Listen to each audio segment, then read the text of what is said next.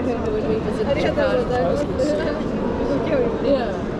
So Lama is Hello. Hello. She can speak Japanese if you... I want English. Oh, you want English? Yeah. All right. Are you familiar with Alloy as a brand? I don't know. It's a Finnish brand from Finland. Okay. But they make tools for digitalization of film. Yep. So, I don't know if you shoot... Yeah, I shoot film. So you're familiar with Yep. 35mm? A great product we have that sells really well is this product here. So this is a new product. New product, yeah. It's called Easy35. Yep. And actually, this is what it looked like at first. You can see it was 3D printed, but we've released a new one literally today. So this is new on the shelves. So what it does is it has a light built in, and it has film holders. So you can see the film holder clips into place here. And there's a light source inside. So what it does, just to show you, so I would insert it like that, and then you would feed the film through. You can have strips, or you can have a whole roll that's uncut. Right now, this is positive film, slide film. You load it into the holder, and what you would do, you'd frame it, and you'd focus. You find perfect focus on the grain, and then you would make your capture, and you would advance to the next frame, and you'd make your capture, and you can see that it's very fast. Yes. You can scan a frame as quickly as you can press the shutter. So within a minute or a minute and a half, you would have digitized the whole roll of 36. So then you can take the memory card and plug it into the computer, and then you deal with having the digital files. So you can see here, you have the negative straight from the camera into the software, and then you do the inversion, and you end up with the positive. So I can do a little demonstration.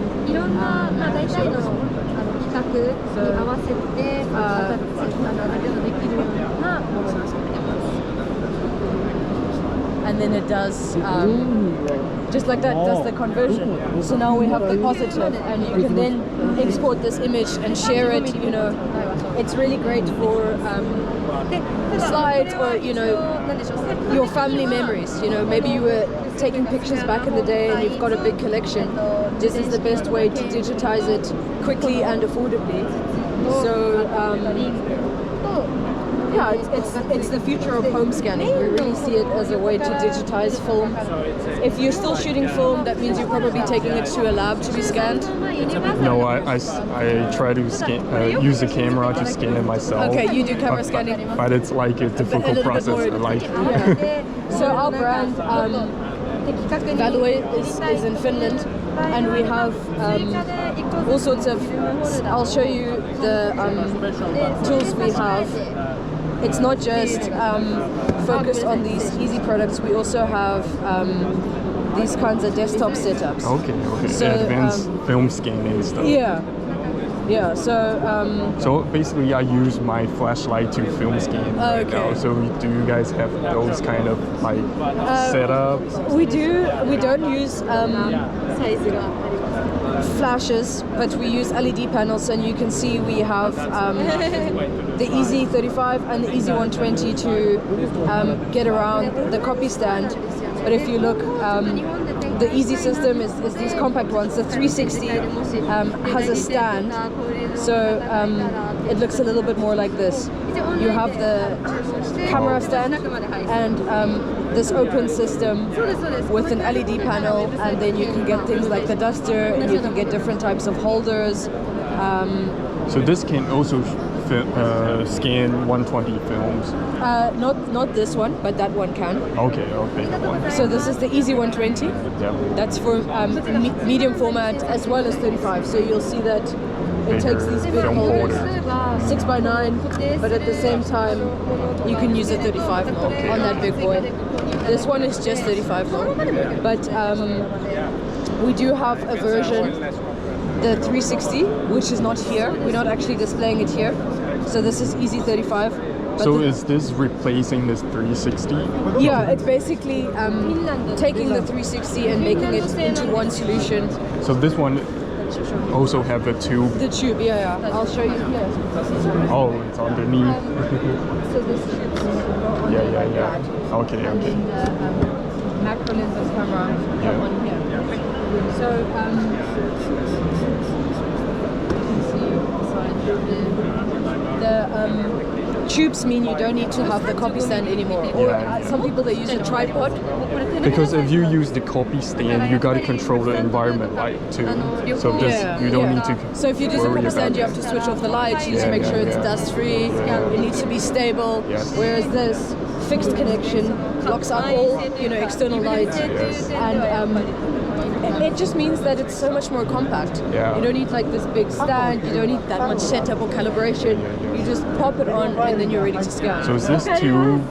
You get we this. have different lengths. Yeah, so they're these kind of individual tubes that come together, and depending on your macro lens, you would choose. Choose to extend by myself. Yeah, so this is 90. But if you had 100, you'd probably add an extra. I have 150, so if you got it extend a little bit further. So depending on the focal length of your macro, you choose the tube combination. I'm trying to see if we have that here. It actually shows you. This is a user manual. Yes, there you go. For this 35 version 2, you can see the specifics here, depending on your sensor that you're using, from full frame all the way to micro four thirds. For each lens, focal length, it has a recommended combination of tube. This one says 340mm, 120mm, and 110mm. So then you choose them and you stack them. And if you have a shorter mil, you only take one. So in that way, it's very universal. It works for most macro lenses because it also comes with these sets of adapter rings. So, I mean, you don't even need a big setup. Here's a perfect example of a compact setup. We have the 7 Artisan 60mm 1:1 macro on this delightful little Sony Nex. So it's a very compact setup. You'd add the tubes and then you'd scan. And then again you can use the full frame with the bigger macro, but you don't need that. You can go as small as big as you need. So it's quite a flexible system as well. And you can get a surprising quality out of APS-C sensors. Definitely. And what you can also do, stitch, take 2 images and stitch them together in post-processing. I mean, stitch to get a high resolution? Okay. So the sensor is smaller than the frame. So then you just zoom in and capture a partial frame, and then capture another partial frame, and then put them together to make a bigger, higher resolution file. Let's say you wanted to print big or something like that. But let's say you have a full frame and you're scanning their medium format. It's quite a large negative, so you can do lots of shots. Stitch it together. Use 360 mode to stitch it together. Just panorama or whatever. Adds them together. It's very good. Very efficient way to get larger resolution files. Yes. Yeah, thanks for sharing. Pleasure. Did you take one of these? Oh, you did. You did. You have it. All right. Fabulous. Really? Maybe this is mine. That's probably yours. Because it was in your hand and now it's not. So take that one. Okay, thanks. Thank you so much. Have a good day.